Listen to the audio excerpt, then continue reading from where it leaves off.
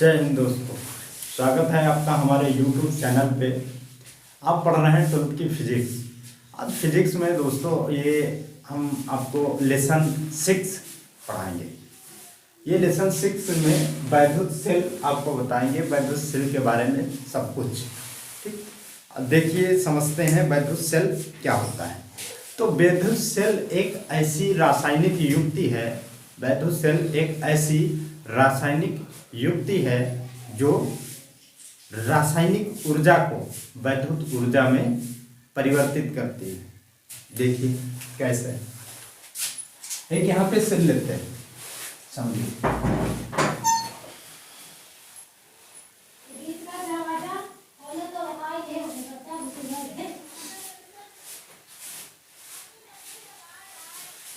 ये आपका सेल बन गया है। ठीक, इस सेल से कोई मान लो उपकरण चलाते हैं जिसका प्रतिरोध ये R, यहां पे एक स्विच बना लेते हैं इस तरह से।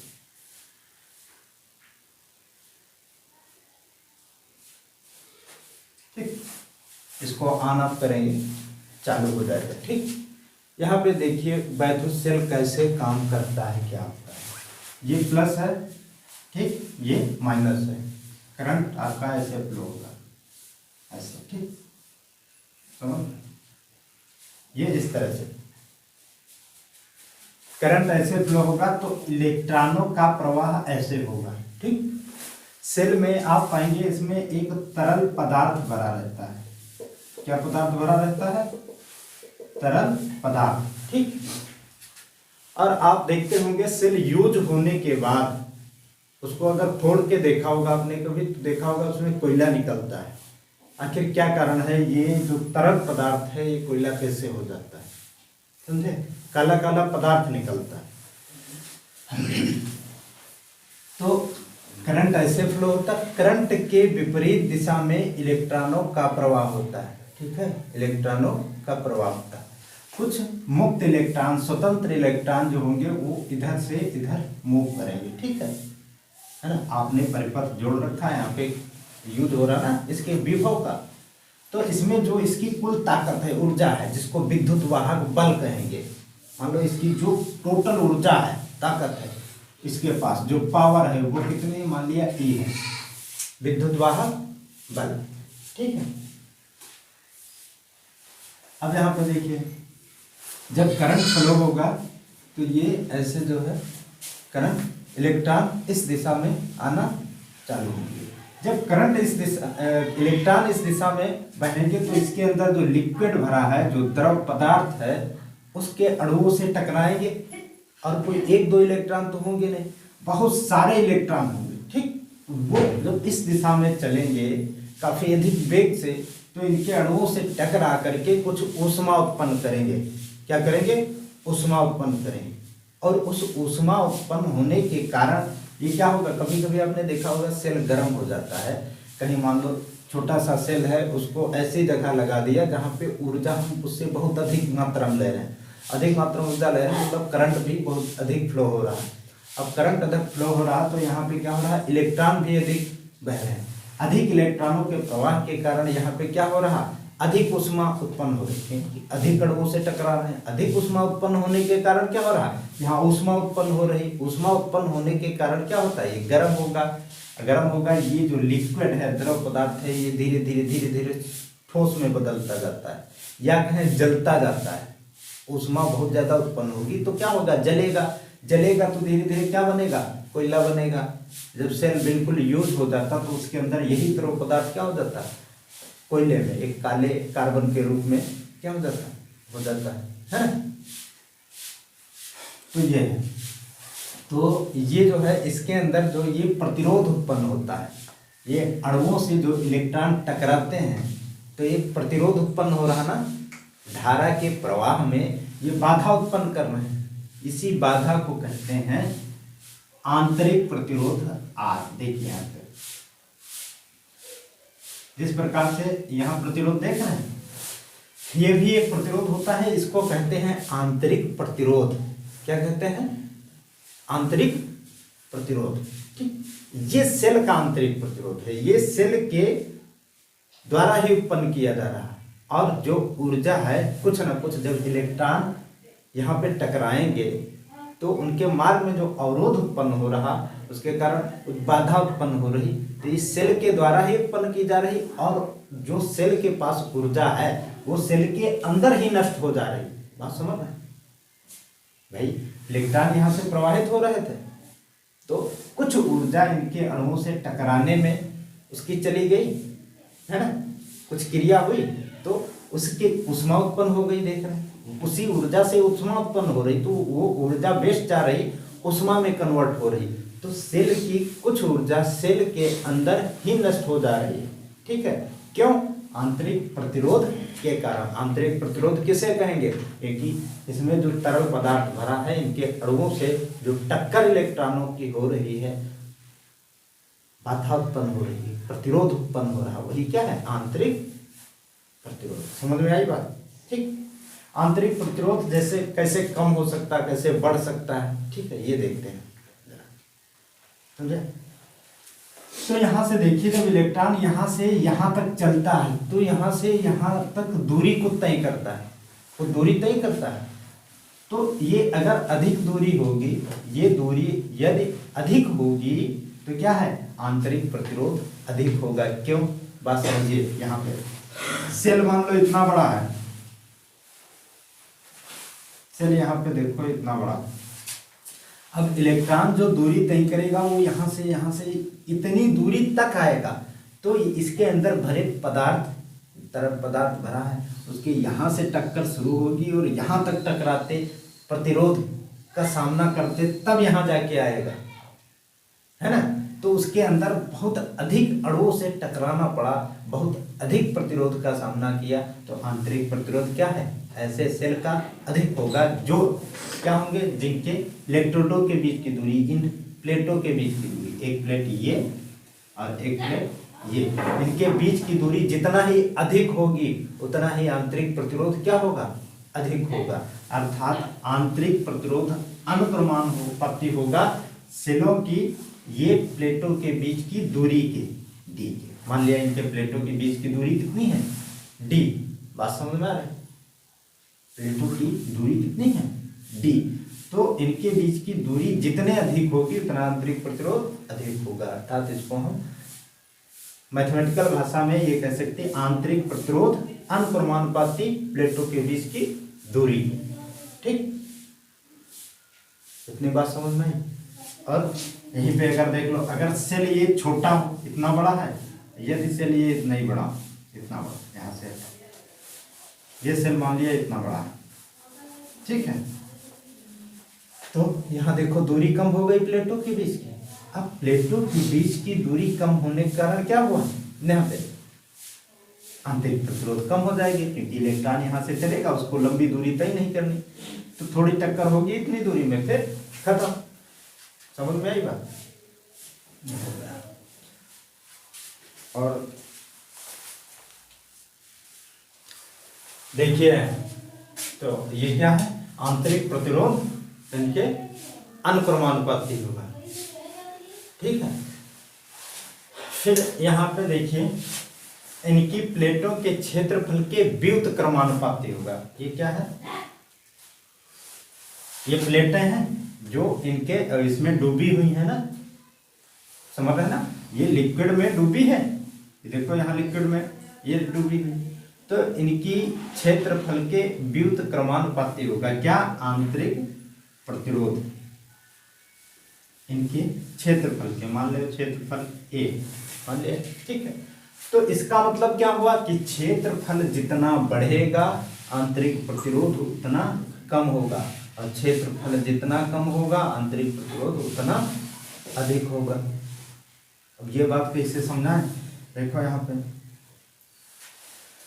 जैसे मान लो ये सेल है एक छोटा सा, ये ठीक है, क्या बात, ये देखो यहाँ सेल है, तो इनकी प्लेटों का जो क्षेत्रफल है वो क्या है? कम है, प्लेटों का क्षेत्रफल कम है, तो जो भी इलेक्ट्रॉन निकलेंगे वो बहुत अधिक मात्रा में पास से गुजरेंगे, क्योंकि एरिया छोटा है ना। यहाँ पे देखो सेल का एरिया छोटा होने के कारण इसमें घर्षण बहुत अधिक होगा। घर्षण क्या होगा? बहुत अधिक होगा। और अगर यहीं पे क्षेत्रफल बड़ा हो, मान लो कुछ इस प्रकार से सेल है, ठीक, ये इतना बड़ा सेल है, तो इनका क्षेत्रफल क्या हो गया? अधिक हो गया। तो इलेक्ट्रॉन यहाँ से जो गुजरेंगे वो दूरी पर होंगे काफी पर्याप्त मात्रा में, है ना। तो यहाँ पे आंतरिक प्रतिरोध क्या होगा? कम हो जाएगा। आंतरिक प्रतिरोध क्या हो जाएगा?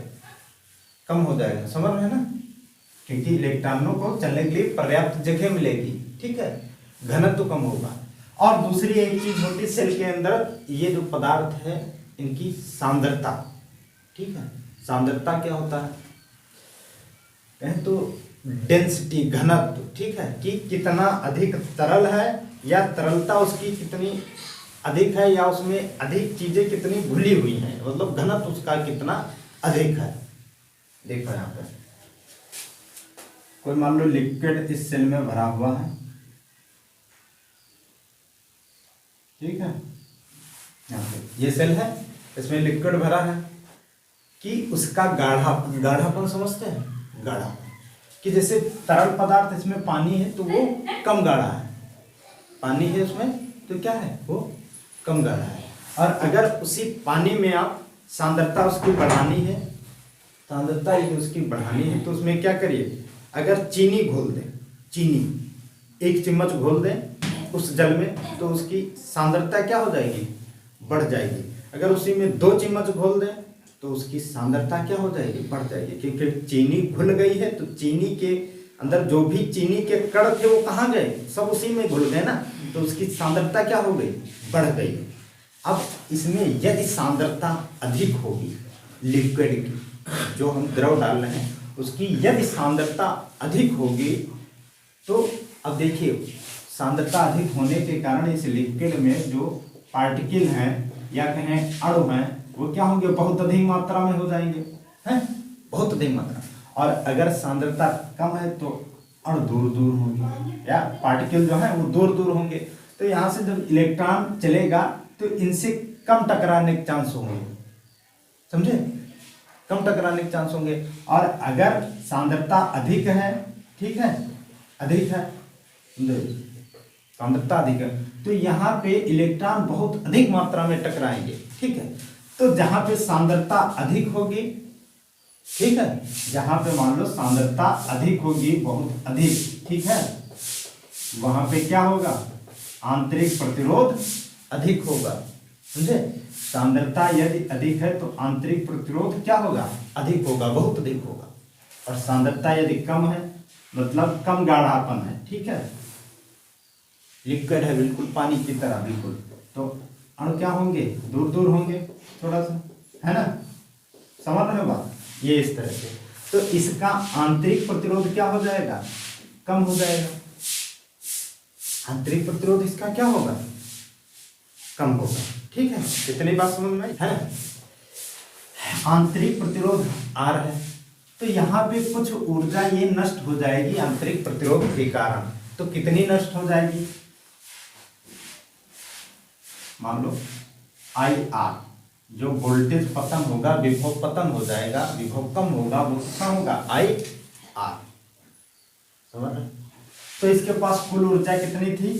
E, समझिए मेरे बात यहाँ पे बड़ी ध्यान से, ये इसकी कुल ऊर्जा E थी और सेल के अंदर ही नष्ट हो गई कितनी? IR। क्यों? आंतरिक प्रतिरोध के कारण। तो IR क्या हो गई? नष्ट हो गई आंतरिक प्रतिरोध के कारण। इतनी बात समझ में आई? तो अब इतनी शेष बची है, ये ऊर्जा क्या बची? शेष बची है, जो बाहर आएगी हमारे पास। यहाँ पे मान लो हमने कोई बल्ब लगा रखा है छोटा सा, कोई छोटा सा मोटर लगा हुआ है ना, उसकी आंतरिक प्रतिरोध कितना है? तो सॉरी, उसका प्रतिरोध कितना है? R। अब ये वो करंट चलेगा, करंट आएगा, है ना, समझ रहे? तो जितनी सेल ऊर्जा दे रहा है, या जितनी सेल के पास ऊर्जा है, ठीक है, वो हमको कुल ऊर्जा नहीं मिल पाएगी, टोटल नहीं मिल पाएगी, क्योंकि उसके अंदर भी कुछ नष्ट हो जा रही है। अब ये इतनी ऊर्जा शेष बची जो यहाँ पे आएगी, ठीक। तो यहाँ पे विभव मान लिया कितना है V, ठीक।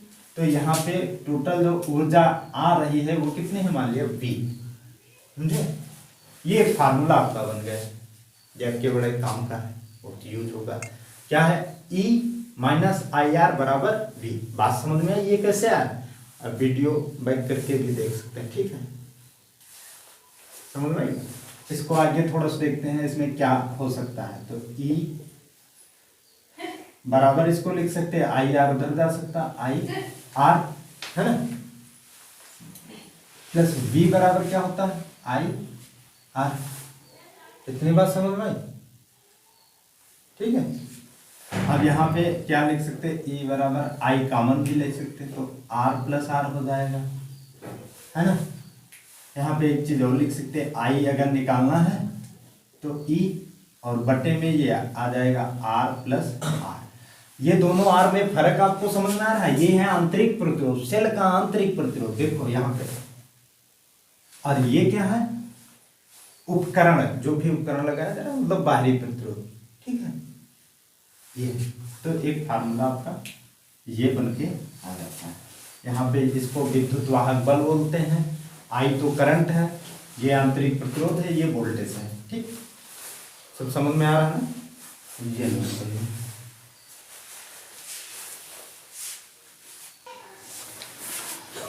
देखिए ये आपका वैद्युत सेलों के संयोग बताएंगे, ठीक। वैद्युत सेलों के संयोग में श्रेणी क्रम में, ठीक है। इधर देखो श्रेणी क्रम, श्रेणी क्रम क्या, देखिए इन सेलों को श्रेणी क्रम में जोड़ा जाएगा, समझ गए। इसका आंतरिक वही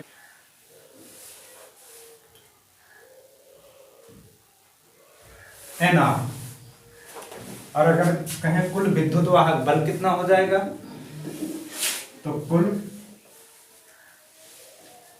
विद्युत वाहक बल, ठीक, कितना हो जाएगा, N सेल है, N ये क्या यूज कर रहे हैं, N मतलब सेल है, ठीक है।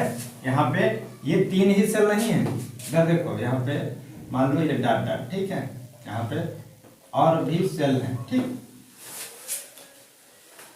मान लिया N सेल हमारे श्रेणी क्रम में जुड़े हैं, तो N सेलों का कुल आंतरिक प्रतिरोध कितना हो जाएगा, 2 होते तो 2 R होता, 3 होते 3 R होता, 100 होते 100 R होता, अब N है तो N R होगा, ठीक है।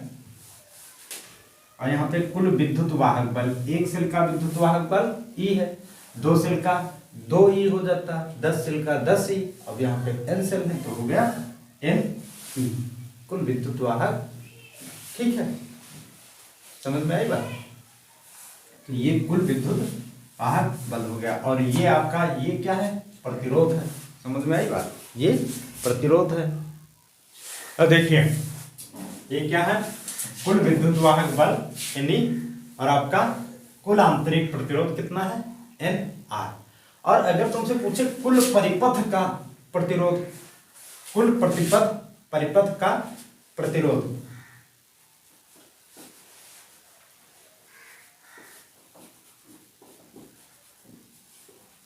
कुल प्रतिरोध,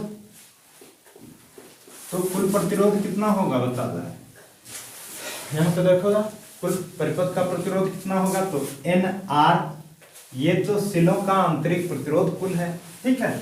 और बाहर ये आपका एक R है, ये भी इसी में ऐड हो जाएगा, ये परिपथ का आपके कुल प्रतिरोध होगा, ठीक। अभी हमने आपको फार्मूला बताया था, I बराबर E बटे R प्लस R, ठीक। अब यहाँ पे देखो I बराबर E कितना हो जाएगा NE, क्योंकि अब एक सेल नहीं है, अब यहाँ पे कितने N सेल हैं, ठीक। और अब प्रतिरोध जो है ये आंतरिक प्रतिरोध हो जाएगा NR, और बाहरी प्रतिरोध R रहेगा, ठीक। नया फार्मूला श्रेणी क्रम के लिए आपका ये बन के आता है, ठीक है। I बराबर NE बटे NR प्लस R। देखिए ये आपका आ गया, इसमें देखिए NR प्लस R ये है, ये फार्मूला आया। अब इसमें क्या दिख रहा है, अगर हमें धारा बहुत अधिक प्राप्त करनी हो तो क्या हम इसको इस क्रम में जोड़ सकते हैं, स्लोप को श्रेणी क्रम में जोड़ सकते हैं? हाँ, तब जोड़ सकते हैं जब NR क्या हो, NR का मतलब आंतरिक प्रतिरोध क्या हो, कम हो। आंतरिक प्रतिरोध कम हो तो देखिए यहां पे धारा क्या होगी, कैसी प्राप्त होगी, अधिक प्राप्त होगी। ठीक है, यहां पे I बराबर NE बटे NR प्लस R का मतलब क्या हुआ, यदि ये बहुत अधिक हो जाएगा तो जब भाग करेंगे अधिक से तो ये कम प्राप्त होगा, ये क्या होगा, कम प्राप्त होगा। तो अगर NR कम है तो यहाँ पे टोटल वैल्यू क्या आएगी, कम आएगी। टोटल वैल्यू क्या आएगी, कम आएगी। जब कम से किसी चीज को भाग करेंगे तो ये अधिक प्राप्त होगा, जब अधिक प्राप्त होगा तो मतलब धारा अधिक प्राप्त होगी। अगर धारा अधिक प्राप्त करनी है और आंतरिक प्रतिरोध कम है तो सेलों को श्रेणी क्रम में जोड़ा जा सकता है। समझ में आई बात?